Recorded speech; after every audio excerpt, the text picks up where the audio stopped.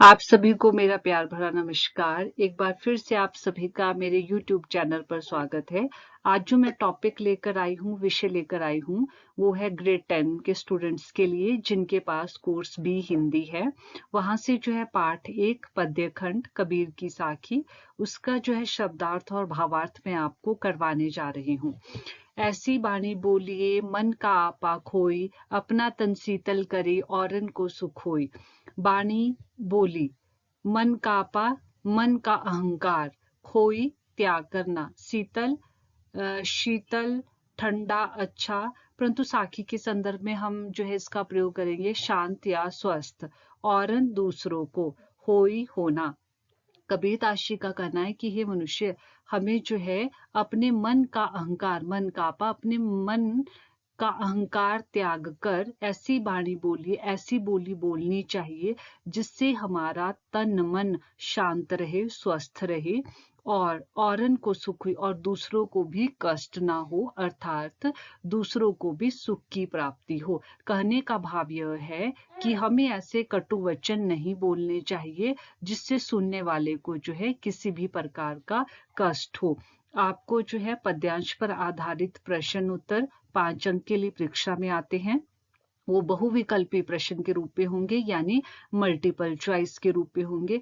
पहले आप लोगों को पद्य खंड से जो है 2 प्रश्न जो है लघुत्तरी आ रहे थे, वो जीवन परिचय से और एक प्रश्न जो है कविता से होता था। पर इस बार 2025 से थोड़ा पेपर का पैटर्न चेंज हो गया है। अब आपको सिर्फ प्रश्न जो है पद्य खंड से यानी पद्यांश पर, साखी पर, दोहे पर आधारित 5 अंक के लिए आएंगे जो बहुविकल्पी रूप में रहेंगे। ये प्रश्न इस प्रकार से हो सकता है, वहां पर पूछा जा सकता है कि मन का आपा से क्या अभिप्राय। मन का आपा से अभिप्राय है अपने मन के अहंकार को जो है त्याग देना। हो सकता है वहां पर दिया गया हो हमें कैसी वाणी बोलनी चाहिए, हमें मीठी वाणी बोलनी चाहिए। वहां पर आप लोगों को 4 ऑप्शन दिए होंगे। आप ऑप्शन को जो वहां पर दिए गए होंगे, प्लीज स्टूडेंट्स ध्यान से उनको पढ़िए, क्योंकि वहां पर 1 या 2 शब्दों का हेर फेर जो है क्वेश्चन पेपर सेटर ने किया होता है। उनको ध्यान से पढ़े, उसके बाद ही अपने प्रश्न का उत्तर दें। कस्तूरी कुंडली बसे मृग ढूंढे वन माही, ऐसी घटी घटी राम है दुनिया देखे नाही। कस्तूरी एक सुगंधित पदार्थ होता है। कुंडली नाभि, मृग हिरण, वन जंगल, घटी घटी कण कण, राम ईश्वर दुनिया संसार।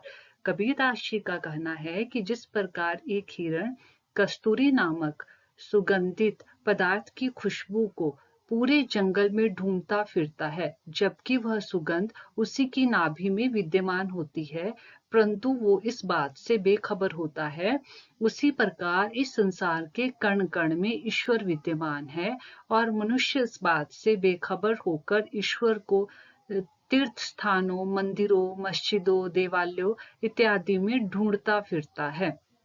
जबकि सत्य तो ये है कि अगर मनुष्य को ईश्वर को ढूंढना है तो अपने मन में ढूंढो। कबीर जी के कहने का अभिप्राय यह है कि हे मनुष्य, ईश्वर तो तुम्हारे अंदर ही विराजमान है, तुम बेकार ही तीर्थ स्थानों पर भटकते फिरते हो।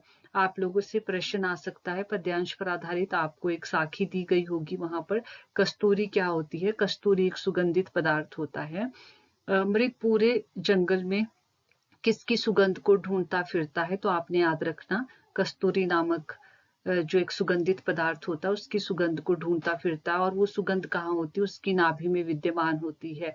कबीर जी के अनुसार ईश्वर इस संसार में कहाँ पर विराजमान है, इस संसार के कण कण में विराजमान है। दुनिया के लोग क्या नहीं देख पाते हैं, दुनिया के लोग ये नहीं देख पाते हैं कि ईश्वर जो है हमारे मन के अंदर है, हमें उसे अपने मन के अंदर ढूंढना चाहिए। वो बेकार ही उसे तीर्थ स्थानों, मंदिरों, मस्जिदों इत्यादि स्थानों पर जो है ढूंढता फिरता है। जब मैं था तब हरि नहीं, अब हरि है मैं नाही, सब अंधियारा मिटी गया जब दीपक देखा माही। हरि ईश्वर, मैं अहंकार, अंधियारा अज्ञान या अंधकार, और दीपक ज्ञान और रोशनी। कबीरदास जी का कहना है कि जब मेरे हृदय में मैं अर्थात मेरा अहंकार था, तब जो है ईश्वर का वास नहीं था, परंतु अब मेरे हृदय में ईश्वर है और ईश्वर यानी प्रभु का वास है और मैं रूपी अहंकार नहीं है। उनका कहना है कि जब ईश्वर नामक दीपक के दर्शन हुए तो अज्ञान रूपी अहंकार का मेरे मन से विनाश हो गया। कबीरदास जी का कहना है कि जब तक मनुष्य के मन में अहंकार होता है तब तक उसके मन में जो है प्रभु वास नहीं कर सकते। दी गई साखी में दीपक का प्रयोग ईश्वर के लिए किया गया है और अंधियारा का प्रयोग जो है अज्ञान के लिए किया गया है। आपको जो है साखी पर आधारित एमसीक्यू बहुविकल्पी प्रश्न के रूप में वहां पर पूछा जा सकता है कि उपयुक्त पंक्तियों में जो है दीपक का प्रयोग किस संदर्भ में किया गया है। आपको नीचे ऑप्शन दिए गए होंगे तो आपने याद रखना, दीपक यहाँ पर रोशनी, ज्ञान यानी ईश्वर और अंधियारा यहाँ पर अंधकार यानी अज्ञानता। सुखिया सब संसार है खाए अरु सोए, दुखिया दास कबीर है जागे अरु सोए।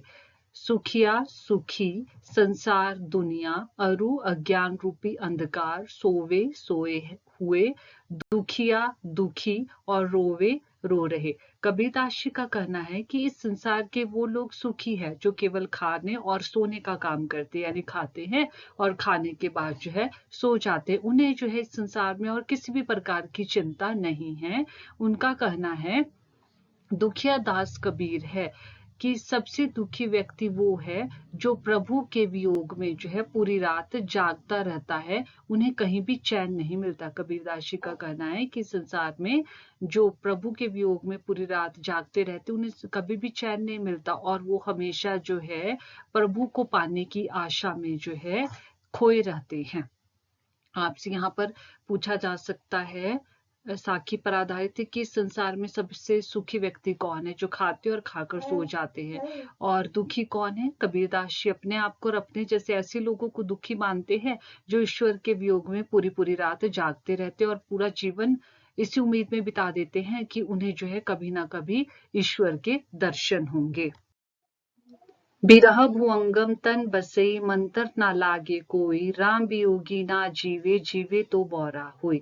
बिरह होता है बिछड़ने का गम, भुवंगम भुजंग सांप तन शरीर, राम ईश्वर, वियोगी अलग हो जाना। कबीरदास जी का कहना है कि जब मनुष्य के मन में अपनों से बिछुड़ने का गम सांप बनकर लौटने लगता है तो उस पर ना तो कोई मंत्र असर करता है, ना कोई दवा, ना कोई दुआ।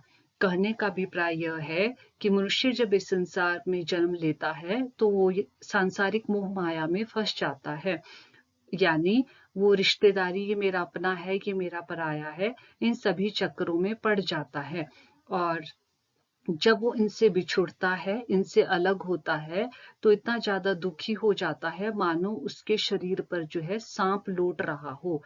राम वियोगी, उसी प्रकार जो है राम अर्थात ईश्वर के वियोग में मनुष्य जीवित नहीं रह सकता।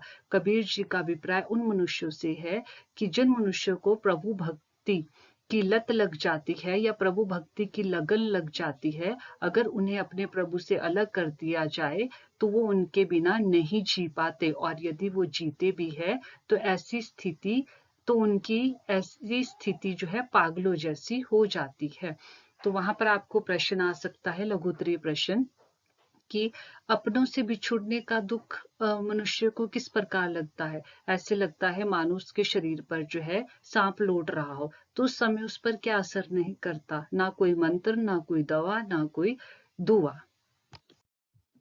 निंदक नेड़ा राखिए आंगनी कुटी बधाए, बिन साबुन पानी बिना निर्मल करी सुभाए। निंदक निंदा करने वाला, नेड़ा निकट, आंगनी आंगन, साबुन निर्मल साफ, सुभाई स्वभाव। कबीरदास जी कहते हैं निंदक नेड़ा राखिए, हमें हमेशा निंदा करने वाले व्यक्तियों को अपने निकट, अपने समीप रखना चाहिए। आंगनी कुटी, हो सके तो अपने आंगन में ही उनके लिए कुटिया अथवा घर बना लेना चाहिए, अर्थात उन्हें हमेशा अपने आसपास रखना चाहिए। बिन साबुन पानी बिना निर्मल कर, ऐसे व्यक्ति जो है हमारी गलतियों को जब बताते हैं तो फिर जो है ऐसे व्यक्तियों को अपने समीप रखने से हम अपनी गलतियों में सुधार कर सकते हैं और इससे हमारा स्वभाव जो है बिना साबुन और पानी की मदद के ही साफ हो जाएगा। यहाँ से आप लोगों को कई बार जो है लॉन्ग क्वेश्चन भी, दीर्घ उत्तरीय प्रश्न भी आ जाता है। शॉर्ट क्वेश्चन यहाँ पर आ जाएगा, निंदक से क्या अभिप्राय है, निंदा करने वाले। कबीरदास जी कैसे लोगों की जो है कुटिया या घर अपने आंगन में बनाने की सलाह दे रहे हैं जो हमारी निंदा करते रहते हैं। ऐसे व्यक्ति जो है क्या करते हैं, बिना साबुन और पानी के हमारे स्वभाव को जो है निर्मल यानी स्वच्छ यानी साफ बना देते हैं। पोथी पढ़ी पढ़ी जग बुआ, पंडित भया न कोई, एकई अशिर पीव का पढ़ी सुपंडित होय। पोथी पुस्तक, मुआ मरना, भया बनना, अशिर अक्षर, पीव प्रिय।